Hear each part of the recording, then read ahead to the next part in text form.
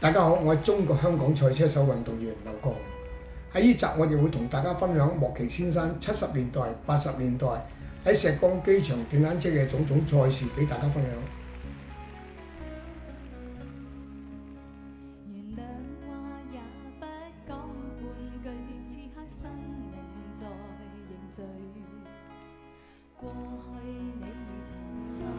車壇嗰啲人個個都叫我爸爸做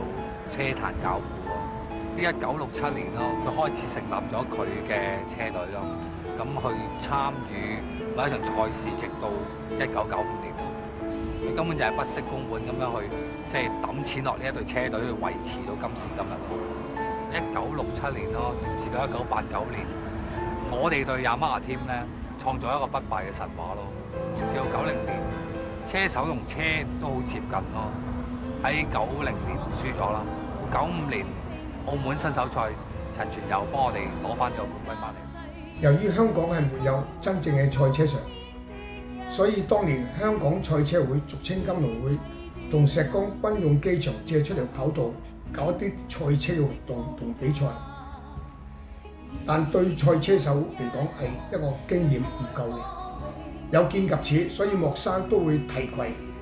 挑選幾個有潛質嘅電單車車手去到日本真正嘅賽車車場，俾當年一級嘅電單車車手，例如安良江健、毛利良一、輝井章等等嘅一級車手，去教我哋香港嘅車手如何喺賽車場上度點樣做賽嘅。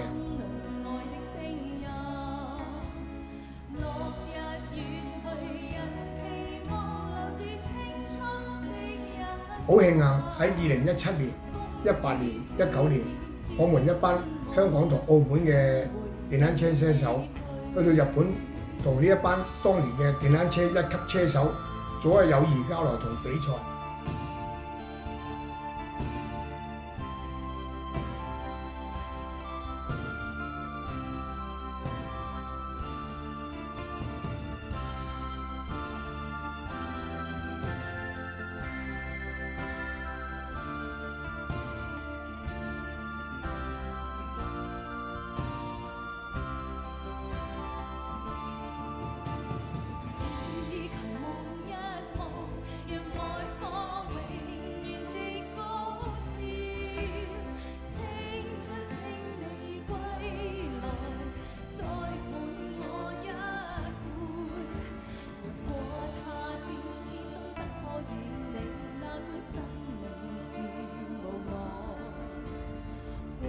喺呢集我講到呢度先，下一集我同大家繼續分享莫奇先生